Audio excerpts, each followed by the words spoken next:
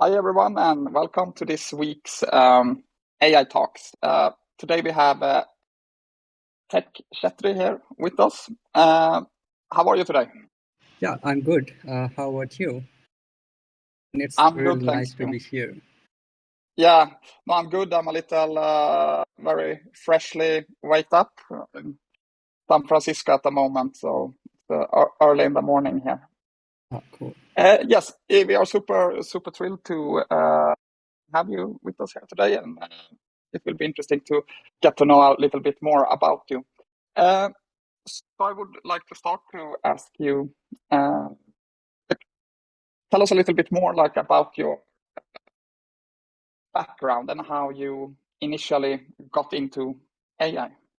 Sure. I hope pretty much everyone have checked out my website. If not, I'm always into computer science.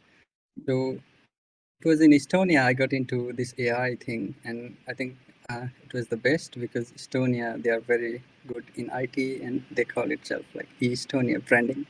They really do good in that sector. Yeah, it was during my master's. I was doing research and also studying and autonomous vehicle research, and that's how I got into AI. And this is what I'm continuing. Now I'm off to finishing my PhD as well. Yeah.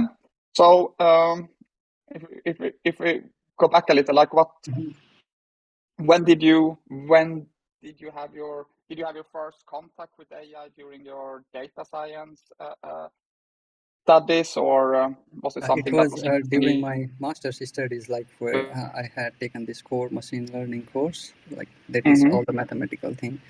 But, if you see all those concepts about statistics that are in principle applied in AI, I was already familiar with it. It's just that how you apply it into pure data science and statistical perspective, that was during the master's studies. So, and then you went forward and your first contact, say, to professionally work with artificial intelligence, was that connected to self-driving Autonomous cars, vehicle. or? Yeah, self-driving Yeah. car. Yeah. Sure. We are doing some off-road vehicle scenario in the research lab, and that's how we get. I get into AI, like the first professional experience, since it was in collaboration with one of the company. Unfortunately, I can't name it here because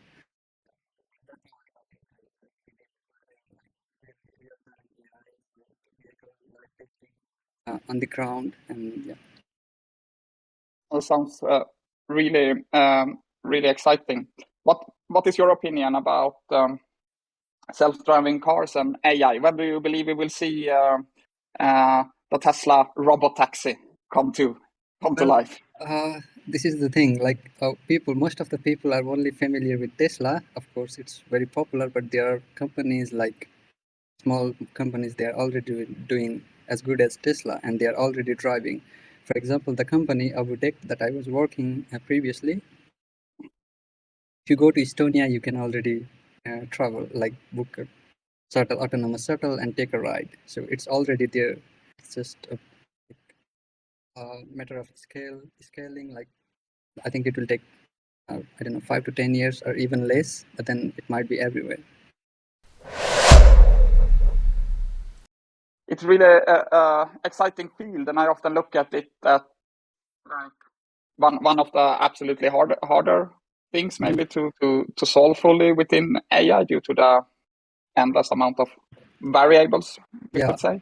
Because it's not just the machine that you train and make it drive. It's also that you have to change the people behavior, because not everyone is comfortable sitting in the autonomous car where there's no people driving it, especially the old people.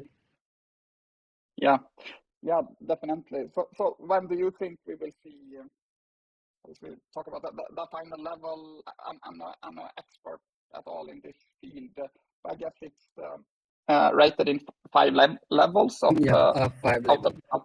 Yeah, and number 5 there is pretty much somebody I can sit down to my car and I tell it where I want to go, and it will drive me there while I do something else, so to say. How far away from that do you think we are? I think it will take a little bit of time because it's not just a car. Because even Tesla, if you say I want to go from one place to another place, it can take you there. But there comes, like you said, endless amount of variable like safety and other things. So it will take pretty much time, maybe up to 10 years, because sometimes it's not just about the car, it's also about the other infrastructure, supporting infrastructure, if that is available or not. So looking infrastructure and again takes time. 10 years, but that's the maximum. It could be even faster. The pace that AI and people in AI are moving into. Mm. Yeah, it makes a lot of sense. And today you are a PhD student and researcher at SDI Inbrooks. Uh, at the university there. And as I understand, your focus is on neural symbolic AI. Could you tell me a bit more about that? What is it? Yeah, sure.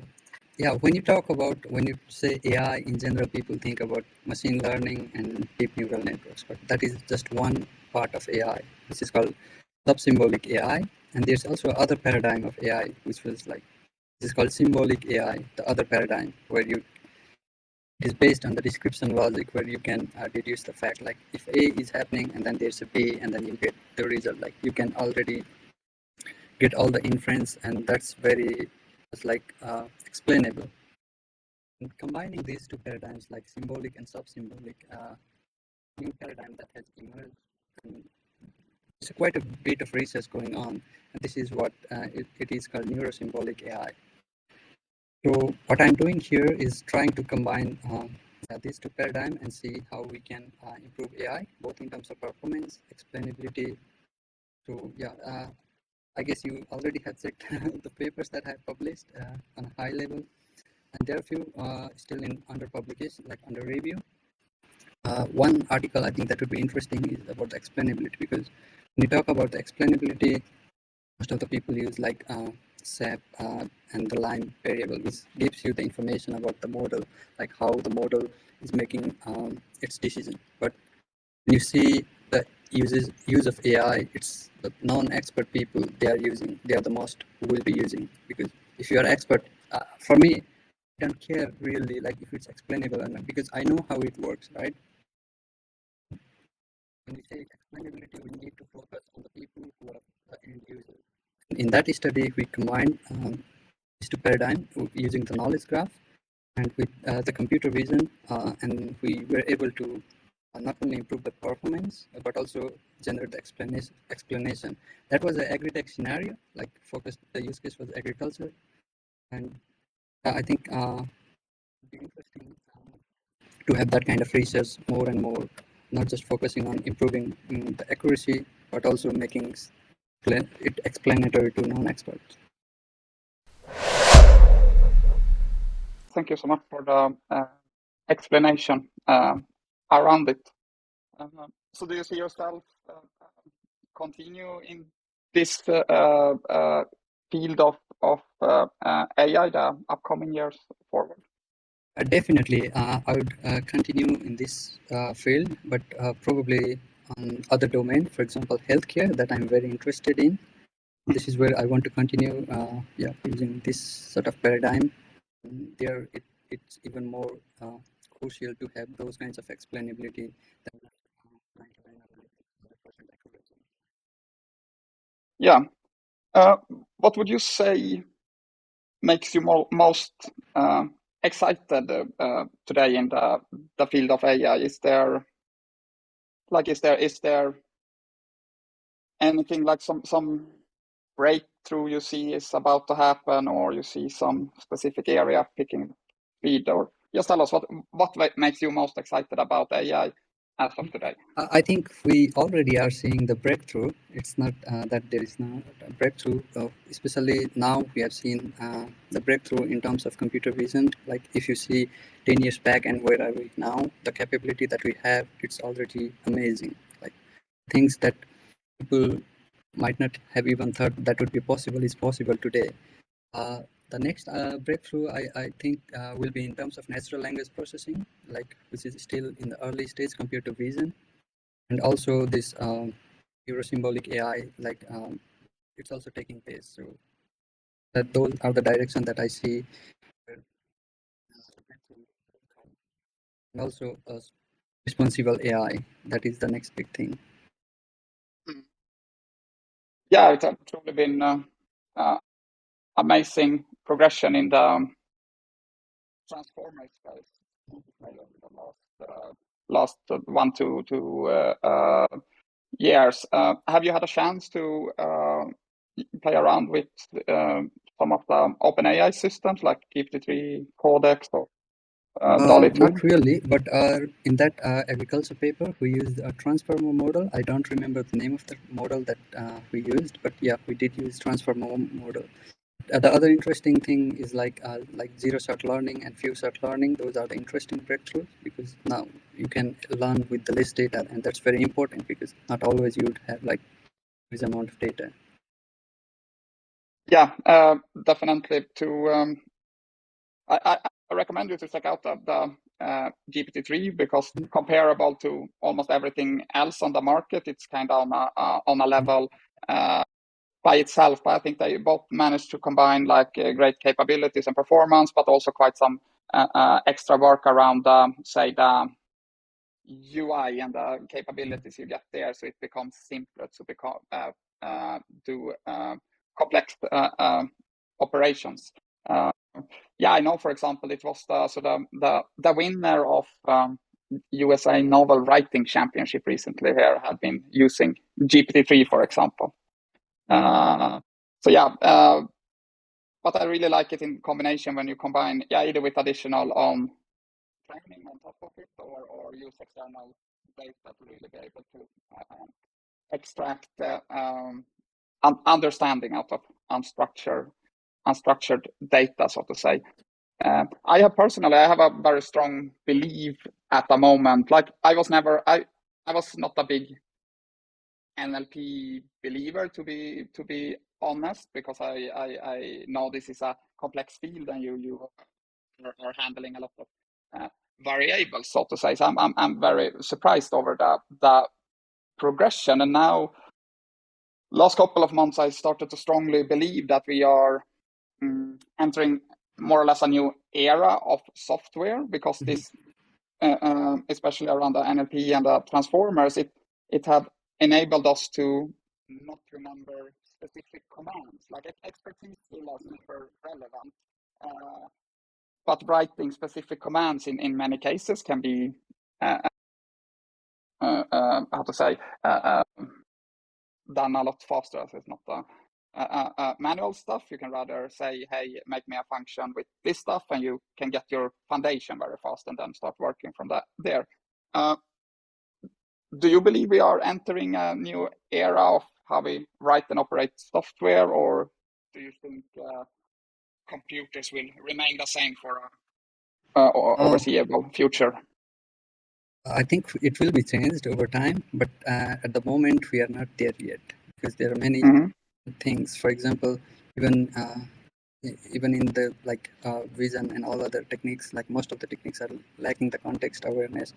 And in terms of NLP, deriving all the context awareness, it's very challenging. Of course, there's an ongoing research, but we are not there yet now. Yeah, I don't believe, like, for me, I always state that computers are extremely stupid, so to say, like nothing smart by itself with it, but I see now it really can speed up stuff. I'm using if I write code or anything, using the Codex or GitHub Copilot, and basically I don't need to Google as much anymore, because I write in the comment what I want, and I will get that code, and I can start to change from it. And traditionally, I would be, you are out hunting on Google for half an hour to get your foundation of your function maybe to work, so you can start to improve that. So that's something I really like with Codex and so on. All right. So what? So if we think a bit about, so people listening at this right now are probably most likely interested in AI, might some already are for sure professionals, and others are for sure aspiring professionals. What is your advice to somebody that are starting out in AI? We say they have a bit of experience around writing traditional code or development. Like, what would you say? What is the path to take? Yeah, so my based on my personal experience and also the research experience, is if you try to learn everything and like practice everything, it's not possible because everything is changing so fast, and it's impossible. You would never be able to do that. Thing is like the area that you want to focus, you just want to work on that. But having said that, you also want to know what is going on elsewhere, because you want to also be updated on things that's going on. So what you want to do is like focus on one area, also keep updated with other areas. The best thing I can suggest is follow the survey papers, scientific survey papers, because they always keep you updated about what's going on, what's the state of the art, and where the future direction will be. That's the best one to read, like once in a while, once in a month or every 3 months. If you just pick up one survey paper, and then it will give you overall picture of what is going and where it is going, and then you can already know which one to decide and where you want to be. Yes, I agree with what you're saying there. That there is a lot of stuff happening in the field, and just looking back 2-3 years, maybe something exciting happened every 3 months or so on. But now, more or less every week, you have some exciting paper released or some good solution. One tip that I would like to give, like maintain an Excel sheet or whatever document you want to maintain. Every time you train your model, just keep every details there, because all the hyperparameters and things that you have, put that in your Excel sheet, and you get all the details. Over time, you have the details. Like for example, okay, you train this model, you select certain hyperparameter, and you get certain output. Over time, what it will give you is like you can automatically decide more or less the optimum hyperparameter, and you'll be in a very good shape. Yes, that's why you are very good at this, because you keep track of the stuff and keep it in order there. But yes, hyperparameters super important, and I think this is something people in general tend to miss, so to say. Do you have any experience with using frameworks for this, like Optuna or there are quite many, but I had used Optuna once, but also S2O for my scientific experiment. They're very good. You can also use Bayesian approach. It's up to you, but the thing is like just keep note of those parameters, and then over time you will know like when to use like certain parameters, because it's very time consuming to do all those hyperparameter optimization. Yes, yeah, that is a super good advice. I can't, but I totally agree with. So, what is your like? Okay, what is the thing like? Where do you see artificial intelligence? Like, what areas do you see that will become like most applicable for this technology? Is there any specific area or field where you see lot of I don't find a word, but you understand I think I got what I mean. So in my view, all of the AI paradigms, not just neural network, both symbolic and sub-symbolic, are applicable, because if we see our world, it's not just image and things. There are also text. We also need to process text and also sensor data and a whole lot of things. So people saying, okay, I just wanted to do vision because more people are doing, there are more jobs. It's not true, because people are also now working on text data is also very important. For example, if you will see the medical sector, everything there is text, and all the genomes and things, they are text, not the image. Of course, there are X-ray and things, they are of image, but text data is also equally important. So I would say both vision and text processing are equally important. It only depends on what you want to apply, because I think it's the combination of both, and going interdisciplinary would be the way to go forward, like if you want to have truly impact. Mm-hmm. Okay, so before I'd like to ask you, is there anything you would like to share Yes. with our audience? So it's a great community that I was introduced to, and the thing I wanted to say is, like, when you are doing AI, just don't do training and testing and getting accuracy. Also try to see from the responsible AI perspective how the bias and trade-off are wherever you are applying. It doesn't matter. Maybe if you are doing some I don't know, some text generation where it's not, you see, like, it's not very important, okay, whatever the bias is. But if you start looking from that perspective, it would be very, very helpful, because you are the people, like next generation of people who will be working in AI. And bias is one of the biggest problem. It's not just data bias, there is also algorithmic bias, and it's one of the key things that we need to resolve. And if we wanted to get true benefit from the AI, this is where I think everyone needs to focus on, other than just the algorithmic aspect.